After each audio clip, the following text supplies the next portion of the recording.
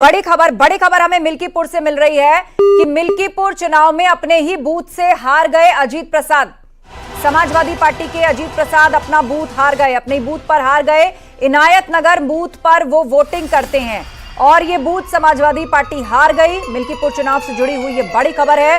तेजी से वहां पर जो है वो काउंटिंग चल रही है और इस बीच इसमें जो कंफर्म खबर आई है वो ये कि जो बूथ फिलहाल हारी है समाजवादी पार्टी, अजीत प्रसाद का वो बूथ है इनायत नगर बूथ पर वो वोटिंग करते हैं और वो बूथ हार गई है। आनंद दुबे जी। मिल्कीपुर पे मैं अपनी बात पहले दिल्ली में कंप्लीट कर बिल्कुल। तो दिल्ली की जनता ने, देखिए होली अभी 1 महीने से कुछ समय ज्यादा बची है। होली में हम होलिका जलाते हैं, बुराई के प्रतीक के रूप में नकारात्मकता को जलाते हैं और सकारात्मकता की तरफ आगे बढ़ते हैं। ठीक उससे 1 महीने पहले दिल्ली की जनता ने नकारात्मक राजनीति करने वालों की होलिका जला दी है और यही काम मिल्कीपुर की जनता ने किया है। दिल्ली की जनता ने धोखा देने वाले, छल करने वाले, कपट करने वाले, शराब में के भ्रष्टाचारियों को उनकी होलिका जलाई और मिल्कीपुर की जनता ने जनता को धोखा देने वाले, बलात्कारियों के पक्ष में खड़े होने वाले और खुद को प्रभु श्री राम से ऊपर समझ के अयोध्या का राजा समझने वालों के अहंकार की होलिका जलाई है। और ये दोनों नतीजे, ये दोनों परिणाम जो है वो अपने आप में बहुत बड़ा संकेत देते हैं इस देश की राजनीति को कि किस तरह से आप जनता को बारंबार ठगने का काम नहीं कर सकते हैं। जनता अपने फैसले को इसी तरह से लागू करती है, इसी तरह का जनादेश देती है। प्रभात त्रिपाठी जी हमारे साथ हैं। प्रभात जी, 2 तस्वीर इस वक्त स्क्रीन पर है। बीजेपी खेमे में जश्न है। एक तरफ अयोध्या मिल्कीपुर से तस्वीर मिल रही है तो दूसरी तस्वीर दिल्ली बीजेपी से मिल रही है। यहां पर भी ढोल नगाड़े बज रहे हैं, कहीं अभी से ही होली का अबीर गुलाल उड़ने लग गया है। कुल मिलाकर आज का दिन जो है वो बीजेपी के लिए बड़ा दिन है 2 लिहाज से। एक तो मिल्कीपुर से जिस संदेश की तलाश थी और जिस अयोध्या सीट को लोकसभा में हारने की बात थी उसके बाद मिल्कीपुर से बराबरी हो जाएगी, और दूसरा दिल्ली में 27 साल बाद सत्ता में वापसी की है भाजपा ने। नहीं, देखिए निश्चित तौर पे दोनों जगह कमल खिला है, चाहे दिल्ली हो चाहे मिल्कीपुर हो। और कमल क्यों खिला है? कमल इसलिए खिला है कि देश की जनता ने मोदी और योगी पे विश्वास किया है। मिल्कीपुर का मैं आपको बताऊं, मिल्कीपुर की हार समाजवादी पार्टी की, पीडीए की हार, समाजवादी पार्टी के परिवारवाद की हार और समाजवादी पार्टी का जो नैरेटिव था कि अयोध्या हार गए जो भगवान राम को लाए थे और यही अवधेश प्रसाद को पार्लियामेंट के में आगे बिठाकर वो राजा तक बताने लगे थे। तो वहां की जनता ने ये प्रायश्चित किया है कि जो गलती मुझसे पहली बार हुई थी लोकसभा चुनाव में वो गलती अब हम नहीं करेंगे। दूसरा ये कि परिवारवाद अवधेश प्रसाद ने अपने बेटे को दिया। अभी वो इनायत नगर पोलिंग बूथ से हार गए जहां उन्होंने वोट डाला था। ये वहां की जनता ने बताया कि देखिए चंद्रभान जो पासी हैं वो बाहर के प्रत्याशी भले थे लेकिन उनकी साफ सुथरी छवि थी और उनको छवि के आधार पे भारतीय जनता दिल्ली में कोई काम नहीं हो पा रहा था, मगर ये जो सरकार बन रही है दिल्ली में, ये प्रधानमंत्री जी के विजन को दिल्ली में लेके आएगी। तो मैं प्रधानमंत्री जी का धन्यवाद करता हूं कि उन्होंने अपना समय दिया और मैं ये जीत का श्रेय प्रधानमंत्री नरेंद्र मोदी जी को देता हूं। कौन होगा अब मुख्यमंत्री? आपको इस बात का भरोसा था? मैं दिल्ली की जनता का बहुत बहुत एक बार फिर से धन्यवाद करता हूं और ये जीत, ये प्रधानमंत्री नरेंद्र मोदी जी की जीत है, ये सभी दिल्ली वासियों की जीत है।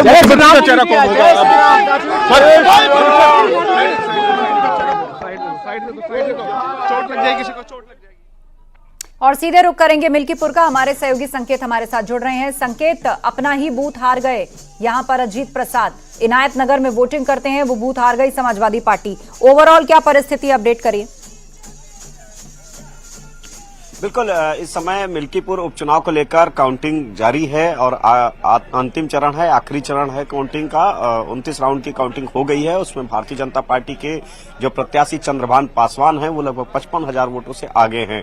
तो ऐसे में एक बात साफ है कि भारतीय जनता पार्टी मिल्कीपुर उपचुनाव में जो बीजेपी के नेतृत्व ने पूरी ताकत यहां पर झोंक रखी थी, संगठनात्मक गतिविधियां लगातार जारी थी। खुद मुख्यमंत्री योगी आदित्यनाथ ने चुनावी कमान संभाली हुई थी। उत्तर प्रदेश सरकार के 1 दर्जन से ज्यादा मंत्रियों को अलग अलग क्षेत्रों में तैनात किया गया था। पूरी चुनावी व्यूह रचना थी। उस पर अब जनता की मोहर लगी और आज जो फैसला आया वो भी भारतीय जनता पार्टी के पक्ष में है और बड़ी बढ़त है।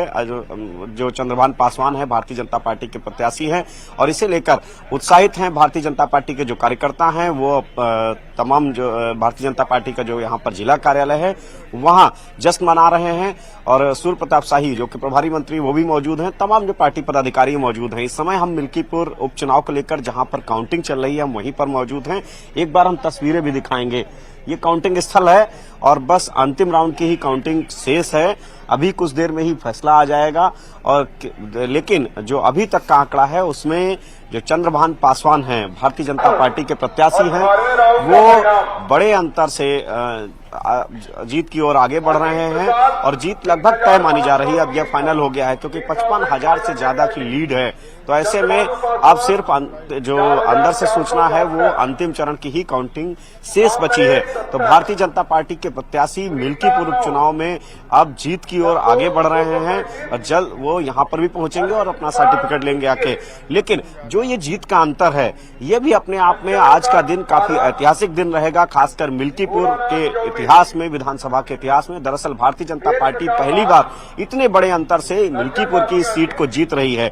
जहां एक तरफ देखा जाए जाति जो समीकरण थे उनमें कहीं ना कहीं भारतीय जनता पार्टी के सामने बड़ी चुनौती थी। बीजेपी उस चुनौती से आगे निकलते हुए और जो मुख्यमंत्री योगी आदित्यनाथ के विकास के कामकाज थे और जो भारतीय जनता पार्टी के तमाम जिन एजेंडों से वो चुनावी मैदान में थी उस पर जनता की भी मुहर लगी। और जो चंद्रभान पासवान जिसे भारतीय जनता पार्टी ने प्रत्याशी बनाया, चंद्रभान पासवान दरअसल अगर देखा जाए तो वो एक नए चेहरे थे, कार्यकर्ता के रूप में भारतीय जनता पार्टी में लगातार काम करते रहे। उनको चुनावी मैदान में भारतीय जनता पार्टी ने उतारा और ये निर्णय भारतीय जनता पार्टी का बीजेपी के पक्ष में ही गया। यही वो वजह है कि भारतीय जनता पार्टी ने एक साफ सुथरे और एक कार्यकर्ता को चुनावी मैदान में यानी कि टिकट वितरण में भी भारतीय जनता पार्टी ने बहुत सावधानी बरती और चंद्रभान पासवान जैसे जो भारतीय जनता पार्टी के कैडर कार्यकर्ता थे उनको चुनावी मैदान में उतार दिया। इसके अलावा जो चुनावी व्यूह रचना भारतीय जनता पार्टी ने की थी उस पर भी जनता की मुहर लगी। वही दूसरी जो सबसे अहम बात है कि भारतीय जनता पार्टी अयोध्या की लोकसभा सीट हारी थी और मिल्कीपुर से जो विधायक थे वो अवधेश प्रसाद सांसद अयोध्या से हुए। तो ऐसे में बीजेपी की कोशिश थी कि मिल्कीपुर में ही बदला लिया जाए उस अयोध्या की हार का और बीजेपी ने उसके लिए पूरी तरीके से घेराबंदी की थी और मिल्कीपुर उपचुनाव में भारतीय जनता पार्टी अब बड़े अंतर से आगे बढ़ रही है। जल्द ही फाइनल जो राउंड है उसकी गिनती पूरी हो जाएगी और भारतीय जनता पार्टी के जो प्रत्याशी हैं उनकी जो बढ़त मानी जा रही है उसे अब समाजवादी पार्टी के जो प्रत्याशी हैं उनके सामने वो नहीं उसको पा सकते हैं। दरअसल अंतर काफी बड़ा है। बिल्कुल, आप नजर बनाए रखिए। कुल मिलाकर मिल्कीपुर से बड़ा अपडेट ये है कि चंद्रभानु पासवान एक बड़ी लीड के साथ आगे बढ़ रहे हैं और केवल आखिरी राउंड की काउंटिंग वहां पर रह गई है। आनंद दुबे जी हमारे साथ हैं। आनंद दुबे जी, दिल्ली में बहुत सारे मुद्दे रहे, एजुकेशन, हेल्थ, जिसे लेकर आम आदमी पार्टी कहती रही कि भाई हमने इसमें बहुत अच्छा काम किया है, बहुत सा काम हम करना चाहते हैं, लेकिन केंद्र से जो है अड़ंगा आता है। कई जो है वो टेक्निकलिटीज उसने गिनवाई, राज्यपाल से टसल, ये बहुत कुछ जो था, एलजी से टसल, ये सब कुछ चलता रहा। लेकिन अब यहां पर भाजपा की वापसी होती दिख रही है।